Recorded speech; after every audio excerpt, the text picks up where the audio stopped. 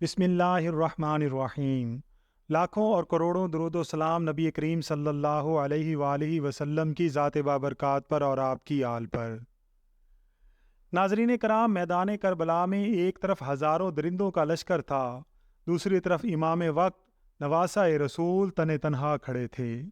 سورج آسمان کے عین درمیان میں چمک رہا تھا، لو کے تھپیڑوں میں آگ کی سی تپش تھی۔ 3 دن کی بھوک پیاس، رشتہ داروں کی موت کا غم، آپ کا سارا لباس اپنے اور اپنے دوستوں اور رشتہ داروں کے مقدس لہو سے رنگین ہو رہا تھا۔ اب نواسہ رسول آخری صدائے استغاثہ بلند کر رہے تھے، کربلا میں موجود انسانوں کو آخری مرتبہ یہ موقع فراہم کر رہے تھے کہ وہ امام وقت کی مدد کر کے خود کو اللہ کے عذاب سے بچا سکیں۔ ہے کوئی مظلوم کی مدد کرنے والا؟ امام حسین علیہ السلام کی صدا بلند ہوئی تو کربلا کے ریگزار میں شہید ہونے والوں کی لاشیں تڑپنے لگیں۔ اس آواز کو سن کر انسان نما حیوانوں کے لشکر میں خوشی کے نعرے بلند ہوئے، تلواریں سنسنانے لگی، نیزے ہوا میں اچھلنے لگے۔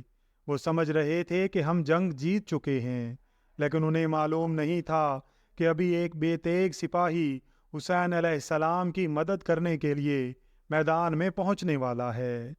امام حسین علیہ السلام کی صدائے استغاثہ چلچلاتی دھوپ میں لگے ہوئے خیموں میں پہنچی تو وہاں ایک عجیب واقعہ ہوا۔ ایک ننھا سا بچہ جو بھوک پیاس کی شدت سے غشی کسی حالت میں اپنے جھولے میں مدبوش پڑا ہوا تھا، امام وقت کی آواز سن کر چونک پڑا اور جھولے سے نکلنے کے لیے ہاتھ پاؤں مارنے لگا۔ اس بچے کی والدہ بی بی ام رباب اسے سنبھالنے کے لیے دوڑی، لیکن بچہ ان کے پہنچنے سے پہلے ہی خود کو جھولے سے نیچے گرا چکا تھا۔ ننھے سے علی اصغر جب اپنے والد اور امام وقت کی صدائے استغاثہ سن کر چونکے اور اپنی زبان میں امام کی صدائے استغاثہ کا جواب دینے لگے تو خیمے میں موجود ان کی بہن، پھوپھیاں اور ان کی والدہ یہ سمجھی کہ علی اصغر بھوک و پیاس سے بےتاب ہو کر رو رہے ہیں۔ سب لوگ ان کے گرد جمع ہو گئے۔ بی بی فضہ اس گھر کی کنیز تھیں، ان سے برداشت نہ ہوا، وہ خیمے کے دروازے پر جا کر کھڑی ہو گئیں اور امام حسین علیہ السلام کو پکارنے لگیں۔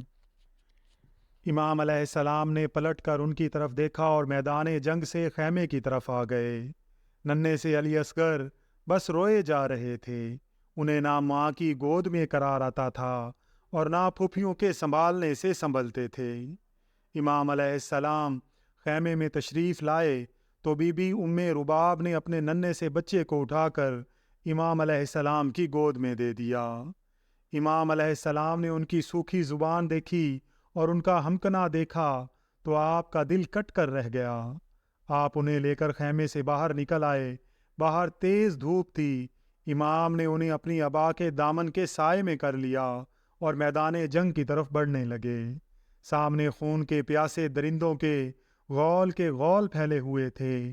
انسانی شکلوں والے ان خونخوار درندوں نے امام حسین علیہ السلام کو اپنی ابا کے دامن میں کچھ لاتے ہوئے دیکھا تو وہ یہ سمجھے کہ حسین علیہ السلام قرآن پاک اٹھا کر لا رہے ہیں تاکہ قرآن کا واسطہ دے کر اپنی جان کی امان طلب کریں۔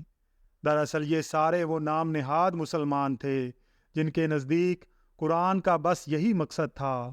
یہ قرآن کی تعلیمات سے فائدہ اٹھانے کے بجائے اسے جھوٹی قسمیں کھانے، دوسروں کو دھوکہ دینے اور اپنی جان بچانے کے لیے ہی استعمال کرتے تھے۔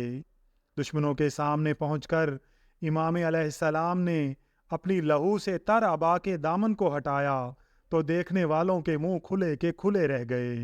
امام حسین علیہ السلام کے ہاتھوں پر ایک بچہ تھا اور کمزوری کی وجہ سے اس بچے کے ہونٹ گلاب کی سوکھی ہوئی پتیوں کی طرح عنابی ہو رہے تھے۔ دیکھنے والوں میں بہت سے انسان نما حیوان ایسے بھی تھے جن کے اندر انسانیت کی تھوڑی سی رمق باقی تھی۔ انہوں نے ایک پھول جیسے بچے کو بھوک و پیاس سے مرتے دیکھا تو لرز کر رہ گئے۔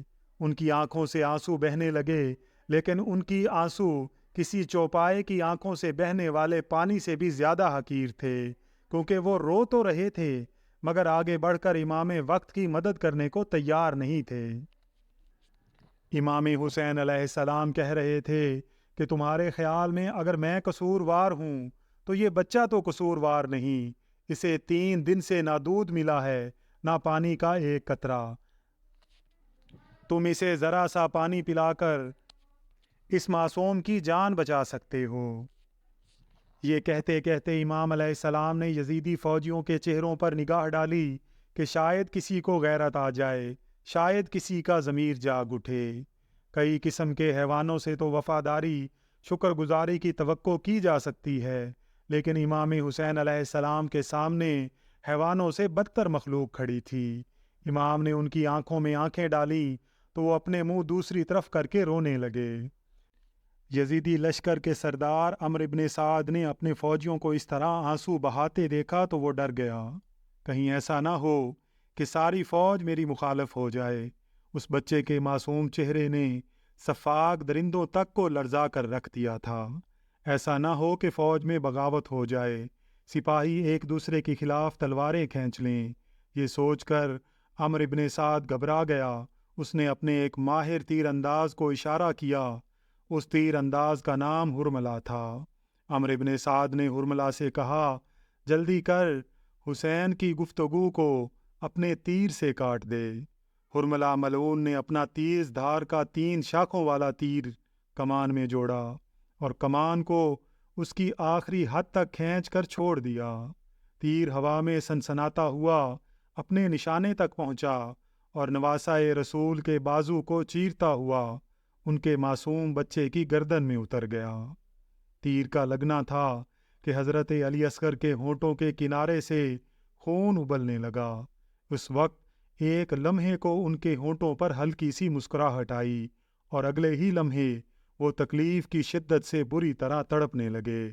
ان کے ہونٹوں پر آنے والی مسکراہٹ یزیدیت کے چہرے پر ایک ایسا وار تھی جس نے میدان کربلا میں موجود کسی یزیدی کو زخمی کیے بغیر نہیں چھوڑا۔ تیر مار کر خود ملعون ہرملہ کے ہاتھوں پر لرزہ طاری ہو گیا اور فتح کی خوشی میں نعرے لگانے والے آنسو بہانے پر مجبور ہو گئے۔ قاتلین امام عالی مقام پر اللہ اور اس کے رسول کی لعنت ہو اور تمام لعنت کرنے والوں کی لعنت ہو۔